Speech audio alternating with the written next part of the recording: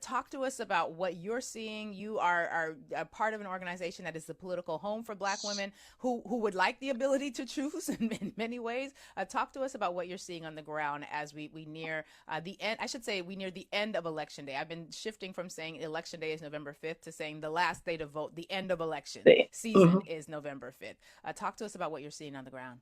Yeah, I would even offer a reframe on that, right? Which is November 5th is the end of voting because likely Mm. there are going to be some runoffs in states that trigger runoffs. And so, Oh, like, starting to temper people on the fact okay. that, elections aren't decided, well, I should say, aren't announced on election day. You remember the old fashioned, you would sit and you would know who the winner is.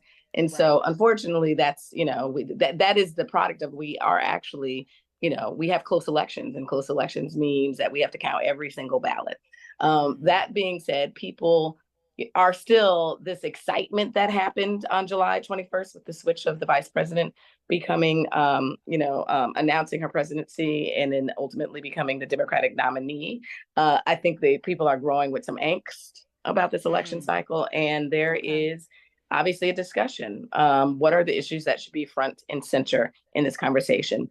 In this election cycle, obviously, the question around reproductive freedoms and abortion access is a major issue. For Black women, particularly, though, it actually sits at the intersection of a variety of issues, right? Mm. Black women are not, don't have the luxury to be a one issue voter, but Right. this certainly is a issue that is front of mind to our communities. One, because every single day there's a discussion about it. Mm. I actually think the conversation in Trump's home are similar conversations that are happening across this country in homes, Mm. Okay. particularly in white voters' home, where you do see a split. Right at the end of the day, we all remember 2016, black Right. white women, voted along the lines of their husbands. Right. I certainly believe they probably Mm. have different views than those who they live with. And this Trump Yeah. discussion is a perfect example of what is probably happening across this country. Mm. Okay. So then, at least she's not the only one handling that tension alone. I suppose. Although the idea of them actually having dinner together, Glynda, you're far more generous than Well, I, and then I'm going to well, protect you whatever. by not saying what I They're want to people. say. They're people. I'm sure their people talk to their people. Right. I like that. But There we go. There we go. this is shows you the why there was so people were so upset about white women in 2016. Right? They didn't Mm. vote their values. Right. Right? And Mm. so here's a woman whose values on this issue does not match the person she's married to. Right. Yet the Mm. support of, said husband and said, platform is in direct contradiction to what she believes in, which is why, Right. people with Black women were like, I ain't marching. You needed to do what you, all that feels from Yep. 2016 Yep. is that you Okay. actually didn't vote your values because you were afraid of like tension in your home. Right. And we've seen where there have been a number of videos that have come out where white women talking to white women saying things like, you can lie to your husband about who you voted for. You don't have to tell who you voted for. That's not public information. And, I know people take those sorts of communication forms differently. When some people see it and they roll their eyes, but other people are like, listen, this is a real issue depending on whether or not you live in a household where you still, 50 years after women got the right to open up a line of credit and a bank accounts in their own name, you might be in a marriage where that's not your reality. You might be in a relationship or in a household where you are still required to get permission from the man in your house to do various things. And so if that's the case, then it's true. Not everyone is similarly situated, even if we, because my situation, listen, your vote is private. Then I have to remind myself to have a little bit of empathy for folks who are in that situation. And it's not just white women. I want to be clear about that as well. But Glynda, we've And also before you seen move that. on to that, I would love to Yeah, do just a deep dive on that for a sure. couple of reasons. One, if you haven't, have you seen Suffs the musical yet on Broadway? No, So no, not Suffs yet. the musical chronicles the 1913 suffrage march. And Oh, so one, I was hesitant because I was like, great black suffrage storyline within it, very mm, strong. But okay. the if you go back to watch it like live, like the story live, really clicked on something I never connected, which is they advocated for their right to vote for Mm. women because it was an extension of their husband's vote. So going to the president at the time, right? Oh. A vote for like a vote for women is a vote for an extra vote for my husband. So it actually, the Wow. premise of it, right? So I'm, the two of us being academic-y, right? And at least in my Huh. head, I was like, I need to read up on that because they actually fought for their right to vote with the notion that is an extension of the household. Which is actually something that the Theo Bros, we're not going to talk about much that today, but y'all just know that we're going to have a conversation next week that really looks at religion and whiteness. There's this whole group of people, you got the Tech Bros, the Theo Bros, who have said that in a white Christian reality, which is what they're fighting for, and what they're promulgating and advocating for in their policies and the way that they invest their money, they believe that either a woman should not vote at all because then the family loses out if she's not voting in a way that supports her husband. So I didn't realize that it had those sorts of historical roots Yeah, there. I'm I actually now didn't going to either. So, definitely yeah. check that out. That's interesting. And then when Huh. I've canvassed in the past, and so on your walk sheet, it will have your voter history, right? It doesn't give a lot. It'll say, your name, age, gender, and what you like, your party affiliation, or what you voted, like Mm. what you likely voted for the last time. You will knock on it. I've knocked on doors in, I think we were in Pennsylvania. It says that what Jane at this house is a dim, and the husband was like, Oh, answers the door and wow. like, nope, I don't know what you're talking, like, hey, nope, she's not interested, she's not voting that way. So Wow. it's fascinating that, well, one, I'd like to still speak to your wife, Right. I'd and like to he hear literally her was like, tell me not she's not available, and interested. we've made a decision as a household. Fascinating, but Wow. yeah. Wow. Yeah, I remember hearing that on the white woman's call as well, Glynda, and then because there was that they did that whole segment on how your vote is private, and a lot of women who were in these sorts of situations, white women in particular, would have to basically tell their husband they're going to the book club. And the book club was a gathering place where they and their other white sisters would be able to campaign discreetly and covertly and keeping it away from their husbands, but campaign for a political candidate that their husband did not want in office. And I remember thinking, what the hell? Like, the I fuck? know. What is that? But then 2024.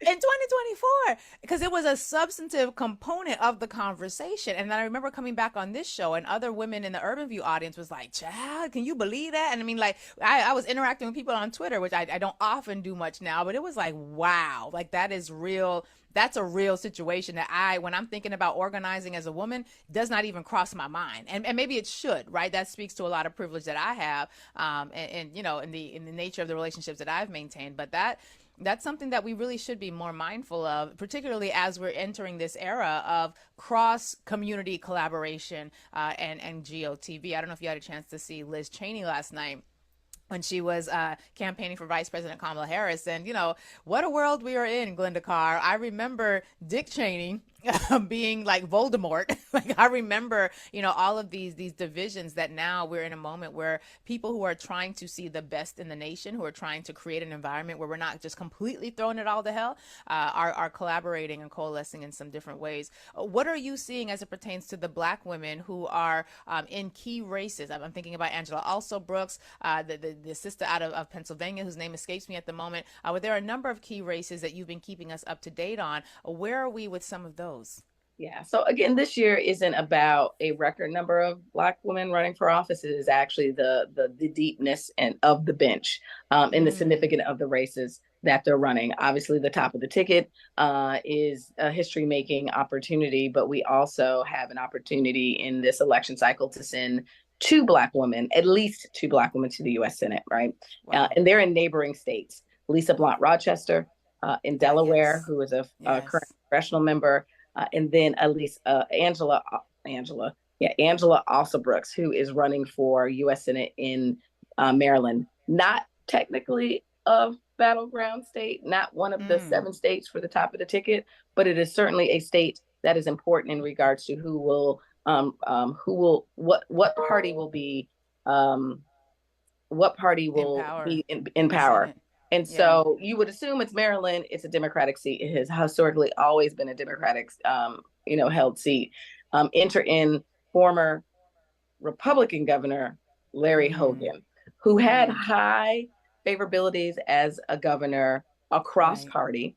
Um, Mm. got to remind people. Even though he gave back all of the hundreds of millions of dollars of investment dollars for transportation expansion and severely But underfunded again, HBCUs and people will remember highlights of things that connect with them day to day, right? okay. An Okay. executive is also the person that's making sure the basics are, happening. For me, enter in this this framework. Executive different than a legislator in a body of that is very about party line votes. So Right. a Larry Hogan in Right. the Senate will vote completely on With the the Republican Republicans. line. May Yeah. speak about an issue, right? That you might go, Mm-hmm. well, not the best bill that we should be doing, Mm-hmm. but I still cast my vote Right. for this piece of legislation that is going to be detrimental to our people. And so we need to be paying attention to Maryland. The Republicans believe they can pick up that seat. A Wow. independent super PAC has just vowed to drop $20 million Wow. into Maryland. And Mm. so, although she is competitive in her individual fundraising for her campaign, there will likely not be a Democratic-led independent expenditure matching that $20 million. And what I Wow. suspect, because it's the playbook that we've seen with other Senate races and other gubernatorial races with Black women, is that money will be spent to shape a negative narrative about who she Mm. is, her record, and how she will or will not lead if elected. Right. So we need to pay attention. I still believe that ground war, door to door, wins the war. She was able to win Mm. that primary, That's right. which was a very competitive race with a Democratic U.S. House of Representative member who put in almost $100 million of his own money. And so Jesus. she doesn't have to go tap for that money, but we need to be paying attention to that. Other Right. thing, And I just want to say quickly, I know because what's going to happen every time Angela Alsobrooks' names comes up on this show, I get a flood of messages. Why you don't have her on the show? You should invite her to the yeah. I cannot explain to you why people do not respond to requests to come on. We have asked her to come on multiple times, and I there are a variety of reasons why people may or may not decide to show up on any of the shows here on Urban View. I know what you're thinking, but please spare me the ats and the emails and I don't know. We asked her to come on. I know she's been facing a couple of allegations about some nefarious things happening with her taxes. Upon further investigation, it looks like the department in the state of Maryland that was supposed to be managing the taxes has just been sort of underfunded and not up to par. So it wasn't intentional, and it was something that many Marylanders have fallen into. So I just want to say that as well. So don't believe the negative hype that's coming out about Angela Alsobrooks, but please also don't at me a million times about why she's not on the show. We've asked and multiple I will times. add back is that she's running for U.S. Senate. There's 24 hours in the day. That's right.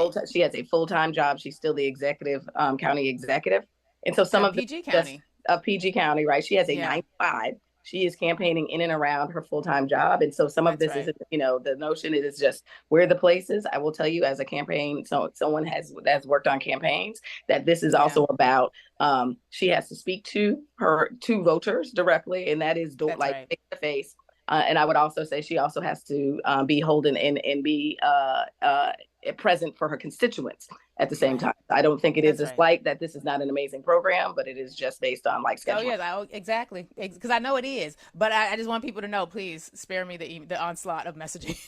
She's doing good work. Let's just support her doing good work wherever she is doing it. But you also mentioned Lisa. Oh my God, Oh, Black Rochester. Rochester, but the other statistical tie, y'all, in Ooh, Oregon for the U.S. House Oregon. of Representatives. Yes, Oregon, y'all, of a Black woman Wow. named Janelle Bynum. What? Okay. Statistical tie.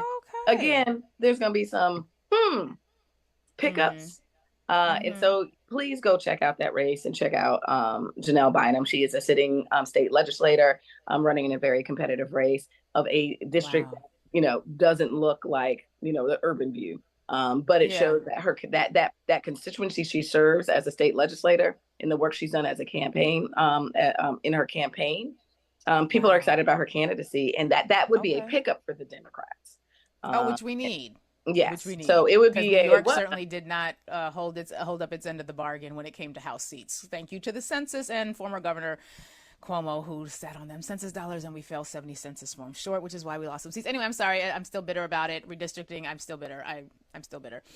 So, okay, good. So that would be a pickup. And we're so close in the House that if we pick up a couple of these House seats, Glynda, then that means we're talking about Speaker Hakeem Jeffries as opposed to Minority Leader Hakeem Jeffries. Is that right? That is absolutely correct.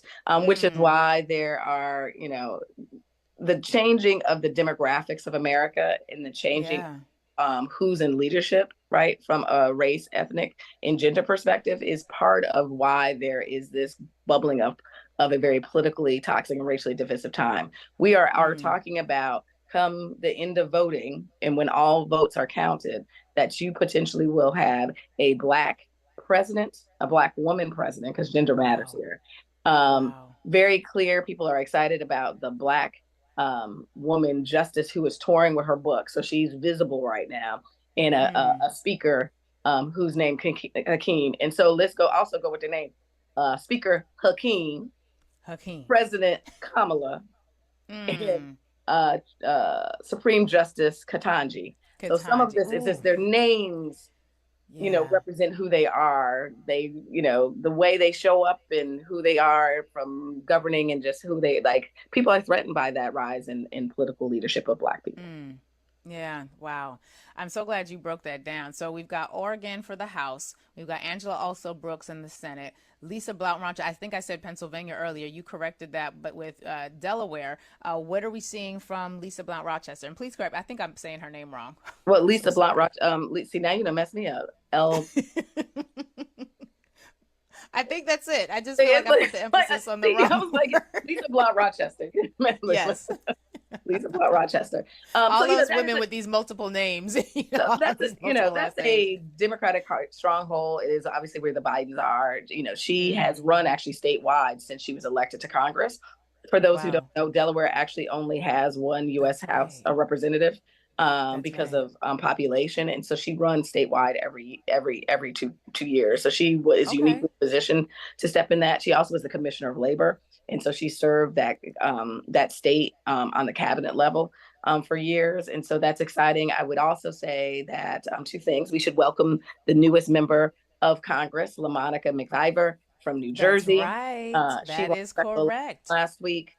She is not only serving out the term of Donald Payne, who Right. suddenly passed away this summer. She's also running for a full term. And so she Yeah. is a newest member. Doesn't change the House number of Democrats. It does change Okay. that there's an additional Black woman serving in Congress. Yeah. We've And had then her on this show finally, before. She's dope. I like her. I've seen her in the community. When I'm out with some of my sorors out in New Jersey, she's about that life. I really like how she moves, and so it's been a pleasure to see her continue to rise. yeah, and in North Carolina, battleground states, a Mm, state that's a potential, Democrats have been chipping away of trying to turn that, solid purple, bluey purple, yeah. for years. But it also, why we're looking there, is there've been multiple Black women running statewide since 2016 there, and Right. just chipping away at the opportunity to win statewide. All the way down to like a 10,000 vote difference. And so they're on the brink Mm, of literally, Black women's leadership on a statewide level. That being said, okay. the current state auditor, Jessica Holmes, was appointed to that position back in January, and she's running for a full term. And so, with an increase in turnout, because of the top of the ticket, there is an opportunity to elect the first Black woman statewide, in that being a state auditor, Jessica Holmes. That's So a lot awesome. of small, like we're going to be hosting an election night watch party. We will be joked around. We're the Black Girl CNN, and so if you want to Oh yeah. be able to hear commentary coming from Black women experts, but more importantly, we will be calling races that center Black people. So Mm, it might be, Oregon might win. We might have a pickup in Oregon. Is this going to be a blip on the right. bottom of the screens of our Right. major outlets? We will literally pause and go, the polls have closed in Oregon, and we will be closely watching. And we'll be I not love only that. Black women, but obviously there are some, Black men who are running that are important about um, the electoral map, but also we're going to celebrate the brothers too. That's right. That's right. But not Mark Marvin Robinson. Okay, Mhm. so Glynda, for people who want to support the work that you all are doing, you've got Higher Heights, you've got the PAC, you've got all of the efforts that you have been engaged in. What's the best way for them to connect with you, to learn from you? If there are women who are thinking about running but don't really know, never done it before, they listen to you come on every month and they're like, that Glynda, she's speaking to my heart. What's the best way for them to connect with Higher Heights? So I'm going to start backwards. We believe that there's going to be a Kamala effect, win or lose. It's what happened in 16, right? Okay. Michelle Obama done said do something, and I think it's going to have two pieces to that. Do something means Yeah. I'm inspired to run for office, or I'm pissed off and I need to run for office. And so Higher Heights is your political home. We will be launching post-election our robust training program for the 2025 year. And so come and be in safe, trusted space to explore if a run for elective office is right for you and what is the next steps to do, or here are some other opportunities. You don't have to run for office. This is your space to do that. Now, Michelle Obama done told us to do something. When I say these Black women are like you, she done said something. I need something to do. Higher Heights is launching our 30-day drive, and we will have activities every single week at home or in person for you to plug in. And you know what we do when we invite people, that means it centers Black women, but everybody's invited. So next week, jump on a Black woman lead bus with us starting in New Jersey, and we're about to be on tour to history. Well, I did say New Jersey. I'm sorry, New York. We are stopping in Jersey. So Lurie, come on. Okay. And so you but can all right, New York, Brooklyn is gonna be. It's gonna be Brooklyn. It's always Brooklyn. It's always Brooklyn. And Jersey is my second love, but Brooklyn will always reign supreme in my heart. I said, because we're gonna launch it from the home of Shirley. I said that to staff. They literally thought we were gonna go to Shirley's home. I was like, well, somebody lives there. I meant the borough of Brooklyn and Shirley. Right. And so you can get on the bus or you can caravan with your girls, but we're literally going to stop off, meet the new congressional member in New Jersey for a coffee stop. We're going to volunteer in Pennsylvania that day. We're staying over, going to stop and wave to our next senator from Delaware, and then we'll spend the day campaigning for Angela Ossobrooks. That's next weekend. Then every Sunday, we will host a Sunday brunch. It is an opportunity for you to get the latest information about Black women. But also it is a place for you to do something. So while you are watching Sunday brunch, we will have volunteer opportunities for you right then and there. And then each week we will be somewhere. So if you know people, we're going to North Carolina, we're in Akron, Ohio, we're going to be in Georgia, and then we're going to end on election night. So everybody, if everyone just does something, well, at least 4 things, right? Make sure your boat ready, make sure your entire network is ready, because that's how we're going to win. Us gathering our people. Consider volunteering with us, consider investing in our work and our candidates, and you can do all of that at higherheightsforamerica.org. higherheightsforamerica.org is your go-to election resource for the next 33 days. Am I? Something like that. Something like that. Yeah. I know next week is the 30-day countdown. That's right. Glynda Carr, always grateful for you and the amazing work of Higher Heights. I'm a proud member and just glad to be one of the number. We appreciate you coming on and keeping us up to date. All right, take care.